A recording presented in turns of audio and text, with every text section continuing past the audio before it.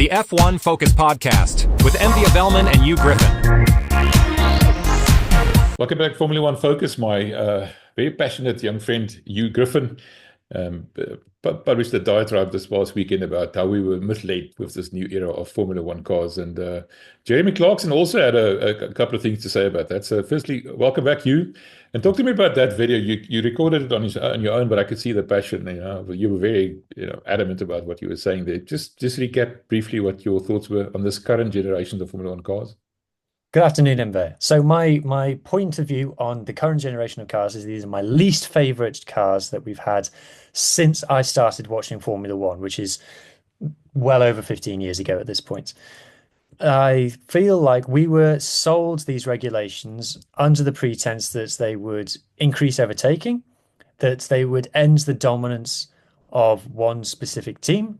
That not when I talk about the regulations, I'm talking about the formula of car mostly, but also about things like the cost cap and the kind of the CFD, the wind tunnel limitations and things would create a more even playing field, and it would basically make Formula One more exciting. And everyone was very excited about the return of ground effect, and it hasn't materialized in any way, shape, or form. There was a point at the beginning of 2022 when cars were able to follow more closely, but that ended quite quickly. And is the current caliber of racing in terms of excitement better than what we had at the end of 2021 on the old generation of cars, which were built out and out for speed and for nothing else, with less consideration towards the quality of racing? I don't think so. I don't think you can say that it is much better. And I was looking today at old kind of articles, interviews with Ross Brawn, who was kind of the big mastermind behind pushing for the ground effect cars. And some of the quotes have aged really badly. So like when he said, we're so massively ahead of where we were because of the previous cars were dreadful, which is referring to the kind of 2021 era cars. So even if we're 5% better, we'll still be a long way ahead of where the old cars are. Is Formula One more exciting now than it was in 2021? I'll let other people decide that. He also said, we said, let's target a couple of seconds less per lap for the cars, which we now know the cars are faster or as fast. The lap record at the last two circuits has fallen, and teams will make that up. But it's really simple as knowing teams' progress. I'm not surprised by what's happened in this article. He's referring to teams saying the cars won't be that slow. And personally, he's not concerned. And he goes on to speak in depth about the diversity of race winners that we'll have and the diversity of teams battling at the front. And that's not materialized. We've had the same driver win every iteration of this rule set. And yes, we've had more cars winning races, but we've also got much longer seasons than we used to. So the laws of probability is you're going to have a driver win an odd race when you're talking about a 25 race season compared to a 16 race season to what we had in the past. And obviously, as a Lewis Hamilton fan, we were kind of what we had before was ripped up in the name of giving us something that was supposed to be better. And not only is the racing not particularly good, but the cars are ugly. They look like boats. They don't look fast. Yes, I've just said that they are as fast when you look at lap times, but they don't look as dynamic. They don't look as exciting when they're driving around. And the drivers all hate driving them. They all talk about how they don't like this generation of cars. So it's been a complete failure. And I think fans have got a right to feel like something was taken from them in terms of this rule set of cars. It wasn't intentional, though. I mean, they had the best of intentions, I suppose. I mean, remember, when one team is so far ahead of the others that you need to do something to get the other teams to sort of catch up. That's what happened in 2014 with the new engine regulations. And Mercedes just, beat a home run, and they just dominated for the entire period from 2014 to 2021. And with only Max Verstappen and Nico Rosberg not winning the World Drivers' title, and Rosberg was in a Mercedes himself. 2021, Max won it controversially in Abu Dhabi. So now they tore it up. And all that happened was another team was more dominant, like Red Bull was now more dominant. The other teams have now started to catch up.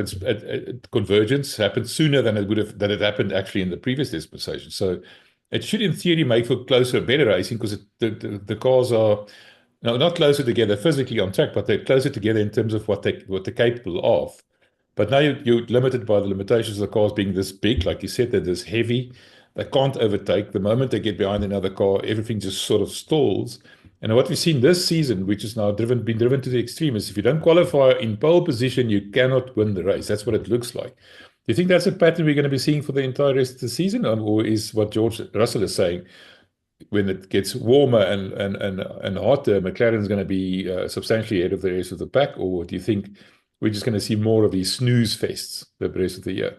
Well, what we've had in the last two events was we've had very low tire wear. So go back to Australia, that was a wet race, so that's kind of not something that we can take to be an indication of the season going forward. What we've had in China and Japan is one-stop races, and even in Japan we had the bizarre situation where there was no offsets between the medium and the hard in terms of pace or in terms of degradation, which is extremely unusual. But in the last race, we didn't see any changes of position in the top six, I would say. No, top five. I think Hamilton overtook Hadjar. In the Chinese Grand Prix, we saw very little change. There was no. So here's my stat. We haven't had a racing pass in the top six, in the top five positions of a Formula One race since turn one in China last race. So what we're seeing, exactly as you said, even if you go to the sprint in China, Lewis Hamilton managed to get on pole for that race and then was unchallenged for the rest of the event because he was on pole, he was in the clean air. And that's why I get annoyed is when you hear drivers saying clean air is king. The whole point of this formula of car was to have that not be the case. That's what everyone was saying was wrong with the old formula, and that was the reason given as to why we had to go to this new formula. And now we're exactly back to square one. So that's why I get annoyed. So the question that Jeremy Clarkson raised was it, is it basically, is it the tracks that are not suited to the cars, or the cars that are not suited to the tracks? And you look at classic circuits like Suzuka in the past, that dramatic races, fantastic races. And we'll get to that just now. So I suppose clearly there's something wrong with the cars, not so much the tracks. Yes, I mean, if you look at Suzuka, they only had one DRS zone. There's not very many long straights, and it's got that S's section at the beginning, which is very bad for cars that are affected by the dirty air coming off the car in front. You're going to lose a lot of time in that section. And then with the 130R, you can't have DRS down that straight. And I don't recall seeing many passes into the chicane, which is where traditionally there was a lot of passes in the past. And I think a lot to do with that is, as you say, the size of the cars. The cars are too big. It was a massive mistake, and the rule makers should have seen that coming. Now, Suzuka is quite narrow. That's why Silverstone is such a great race every year, is because the track at Silverstone is very wide. So there are multiple lines to take through every corner. So I look, there are clearly tracks that are better for overtaking than others. That is a fact. Monaco, for example, is the extreme example. And the move towards street circuits. Singapore is another example of a street circuit where overtaking is very difficult. So we know it is a fact that some tracks are better than others for racing. But if the cars were smaller, if they were more agile, if the braking zones were longer, then we would definitely see better racing. It's doesn't bear questioning. Well, I'm looking at the specifications of a 2022 McLaren versus a 1988 McLaren, and it's like chalk and cheese. It's amazing what a difference how much the cars have bloated almost, if that's the right word. Talking about Yep. that, we were discussing, in an ideal world, what would you like to go back to? And I was saying, for me, the best ever Formula One racing that I saw was in the late 80s when Ayrton Senna and Alan Prost and those guys and Nigel Mansell and to a degree Nelson Piquet was going at it, hammer and tongs. And the biggest thing that you can notice from that era was, number one, no driver aids, very light cars, very small cars, and it was up to the driver. Remember that lap of the gods where they filmed Senna driving Monaco, that qualifying lap.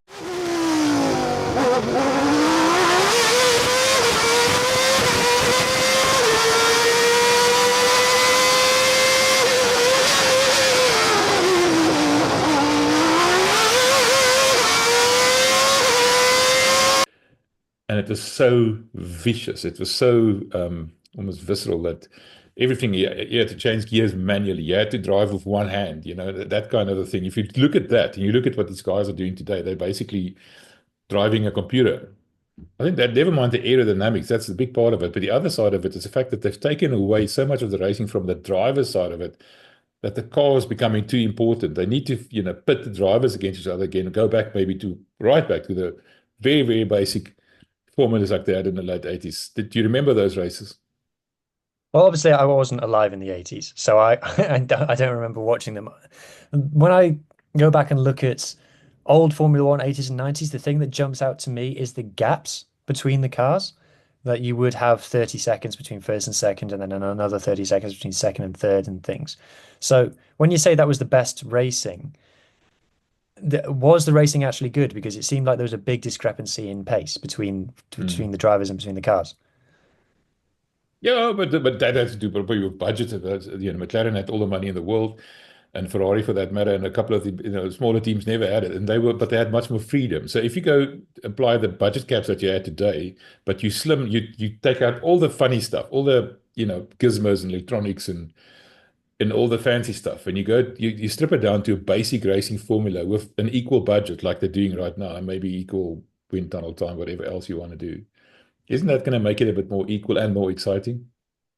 Yes, but we still want the cars to be the fastest in the world. Mm, A Formula One car has to be the fastest, and if it needs technology to achieve that, mm, then that for me that would be a mistake to have a Le Mans car, an LMP1 car be faster than a Formula One car would be not good for me. So if it needs all that technology, especially, if your road car has fancier technology, has a slicker gearbox, has a more effective mm. turbo on it than the Formula One car, and that doesn't feel right. So it's a hard balance to strike. And also, we talk about cars being even.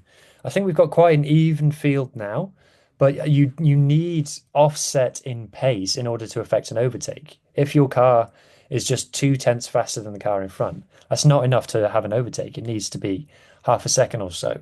So I think there's an element of that there. The other thing about this generation of cars is that this is something that I think will be a big difference between new Formula One fans who've joined in the last few years and older ones. Is that when I started watching Formula One, wet races were the most exciting races, were the ones where you thought, oh, good, there will be loads of overtaking and things. Whereas now, if it's more than just spitting, the FIA will throw a red flag. If you look at races like Silverstone 2008, Fuji 2007, we would never go racing in those conditions now. And the wet weather tire is effectively useless. If you are in conditions where the wet weather tire is required, people will not race. And then as soon as it's raceable, people will put intermediates on. And then because the cars are so big and because there's such a penalty for going off the dry line onto the wet, people won't overtake, which is what we saw in Australia. It was a mad race at the end because we had that late flurry of showers, but there wasn't loads of overtaking because everyone was just following each other, sticking on the dry line. So, and again, that comes back to the size of cars. Okay, we can't go back to the past. That's no, we've now established that. Even though I would like that to happen, I understand what you're saying. It's got to be the pinnacle of racing. It's Formula One for a reason. It's not Yeah. Formula 2.5 or whatever. There's a reason for it. So now that they've now introduced this new set of regulations. So firstly, the cars are going to be smaller. Let's look at what the dimensions are. It's going to be smaller and lighter, reduced wheelbase, 3.4 meters and 1.9 meters wide rather than 2 meters, which is still a bloody wide thing. It's a wide car. I mean, and a minimum weight of 768 kilograms, which is roughly to about, 798 at the moment, somewhere around there. So it's going to be smaller. So wheelbase reduced by 200, width reduced by 100, weight reduced by 30, and the 18-inch tires remain, but the front tire is reduced by 25 millimeters and the rears by 30 millimeters. So what that would probably mean is a smaller, nimble car with the same. Well, that's the next thing. How much power are they going to have? And that's something we need to talk about. Why would they? Do you think would they have gone for narrower tires? What difference would that make? Probably reduce grip Mm. because if you look back to when they had the grooved tires, that I believe they brought that in to reduce grip, whether that was to improve the racing or to try and slow the cars down. I'm not sure. You'll have to remind me, but that's something that they've done in the past. And then if you look at kind of 10, 15 years ago when they had the Bridgestone slicks that were kind of very similar front to rear, and then with the current generation, they brought in really big rear tires, which were really exciting. Everybody was very excited about that when that happened, when they brought in these massive rear tires that looked a lot more retro, which was again in aid of making the cars faster rather than aiding racing.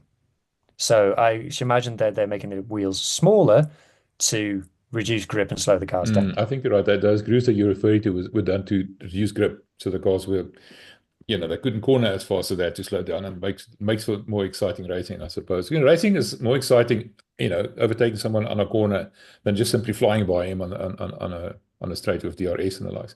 But in the next year, we're not only going to have DRS, we're going to have front wing DRS as well. Both wings are going to be adjustable by the driver, front and rear. I mean, now we're getting even more complicated than what's supposed to be a simplified formula. Isn't that sort of counterintuitive?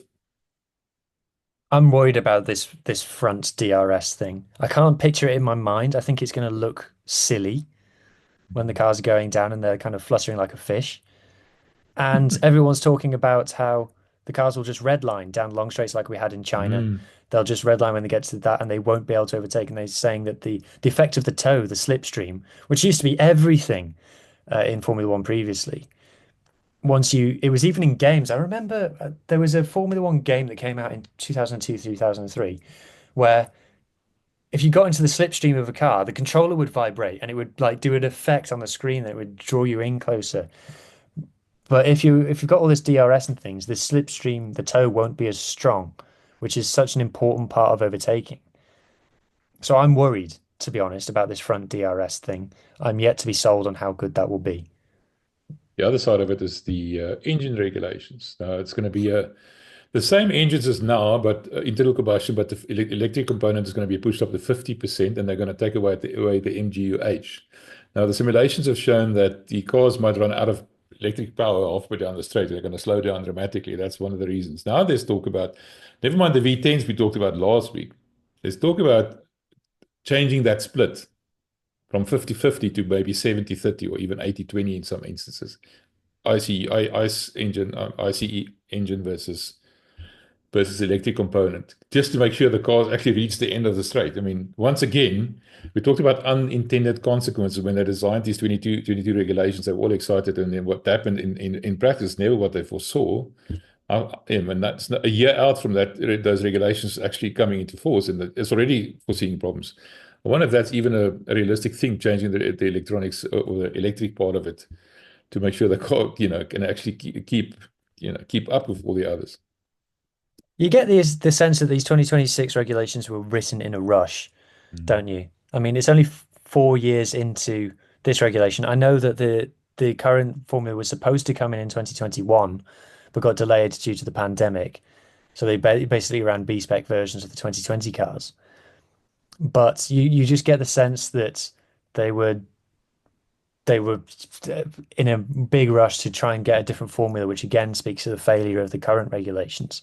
But I'm trying to think back now of regulations in the past, the ones that came in 2010. So you had the big change in 2009, and then from 9 to 10 they banned refueling, which made the cars bigger, and then that regulation set kind of stayed steady until 2014, where they brought the new engines in, but the aero regs were pretty stable. Then the engine was the big change. So you had kind of the same aero regs from 2010 to 2016, whereas these ones have only lasted 22 to 25.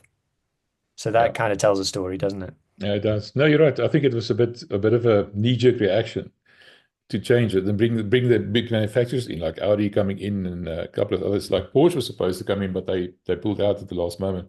And I'm wondering whether they're going to be able to change this. If Audi's maybe going to, throw a bit of a tiff there, have a bit of a tiff. It's interesting. I'm keen to see Formula One become as exciting as it used to be. Like I said, you talk about the chicane at Suzuka. I remember Prost and Senna tangling there in that one very specific place. I remember Senna pushing Prost off on the first corner right from the start. I mean, those were exciting, dangerous times. I just remember the danger of it, and that's I don't want drivers to get hurt or anything. That's not what I'm saying. But the point is, there was much more of a I don't know, different feeling to the things at the moment. The moment it feels like to me like the driving washing machines around the thing around the track almost compared to what that was. I'd Uh, love to you to go watch that Ayrton Senna lap and you'll see exactly what I mean. Even if you look back at like if you can find the season reviews of like 2003, 2004 on YouTube, if you watch those, the cars look like jet fighters compared to now. They're so Mm, small and they're so nimble. They mm, look so dramatic, even though they are going slower. The optics of them, they look like they're darting around the track, yeah. whereas these just look like big old barges that take Mm. forever to turn. They look like they're driving lorries in comparison. So, is that what do you think the era of the best looking cars was? Same era. To me, the most beautiful Formula One car of all times was 1988 McLaren, the one that Ayrton Senna won his first title in. Small car, big airbox at the back, Honda engine, very simple delivery, nothing, no furniture on the side, or, furniture referring to all those fins and strakes and stuff they put on later on. Simple car, you know, beautiful car. Elegance is simplicity. That's what I think. Simplicity is beauty. And for you? Yeah. I really have a thing for 70s Formula One cars. I think the best looking racing car of all time is the Lotus 72, the John Player Special one. There's something about that. I don't know. It might just be me, but it just looks so the way that it's kind of wedge shaped and the colors and the small front wheels and the big back wheels. There's something about that that just works for me. I can feel a connection with kind of 60s cars. Mm, I know that Formula One started in the 50s, but for me, Formula One cars didn't become Formula One cars until they became rear engined. When they mm. were the big front engined things, they kind of look like pre-war stuff. That doesn't feel like Formula One to me. I know it technically was, but to me, Yeah, I agree. it doesn't feel like it. But in the 60s, you had the engine go to the back, the cars became smaller, aerodynamics came in. With those 60s cars, you kind of look at them like with those Lotuses that the likes of Graham Hill drove, and you feel like you could build it in your own garage. You can see like, oh yeah, Mm. it's like a tube that the driver sits in, and then there's an engine bolted to that, and it's got four wheels. You can feel a connection with that. You can see what they were trying to do, and they became a bit more mystical. I wasn't a fan of the cars in, was it the early 80s where the drivers are sat really far forward, like the kind of Mansell and PK kind of Williams type cars, Mm. when they're kind of over the front axle. I'm not such a fan of how those look. Like I said, I really like the 70s cars, the kind of Jim Hunt era, James on. yeah, cars where you could take all the paint off and you knew which cars they were. Mm. You had the Ferrari, like the one that was, they call it the Pig, which is really tall with the huge airbox. You had the six-wheel Tyrrell, which I Mm. love. I so wish I could have been in the Tyrrell offices where someone ran in and said, Ken, I've got an idea. Hear me out. What if we tried six wheels? And Ken's gone, yeah, let's try it. Like, I wish I could have been there for that moment because that's so, as a car designer, that's so exciting. And then for me, like 90s, kind of the cars started becoming a bit homogenized when the noses became high. That's Mm. not a great era for me in terms of looks. And then I started watching Formula One in the late noughties, where you had the shiny silver McLarens with the little winglets sticking all over them, the BMW with the horns and stuff. I loved that. That to me, that was like, oh, these cars are like spaceships. They're so like complicated. Mm. That really got me going. So that it's either between those cars, the really nimble, really fast noughties cars, or the 70s cars that were so diverse and so different are the ones that excite me. That's I just my opinion. I think you put your finger on something there. Formula One has lost its soul. Because you talked about Ken Tyrrell now. Remember Colin Chapman? You talk about the Lotus 72. Colin Chapman was a genius. He did all these Where is innovative he things. today? He's dead, unfortunately. Is he though? Long time ago, yeah. Is he though? Well, he is, but He disappeared mysteriously yeah, but he's a after good, after owing people money. yeah, including the receiver, if I'm not mistaken. But the point I'm trying to make is you need more of those characters. Frank Williams, where did he start? Him and Patrick Head. I mean, they were geniuses fiddling around. Gordon Murray, designed the McLarens and the Brabhams, designed the McLaren F1, road car for that matter. that's what we miss now with all these big car companies, involved in Formula One that they were chasing so badly. How do you now be prescribing to them what they can't and can't do because they spent so much money? It needs to become an engineering formula again, more than a big car manufacturer formula. That's sort of a showcase for technology. That's not what it's about. It's about racing, and if they can go back to allowing more freedom, if I can come up with a better rear wing design, all the better for me. If my wing gap is that much bigger and you can't duplicate it, that's your problem.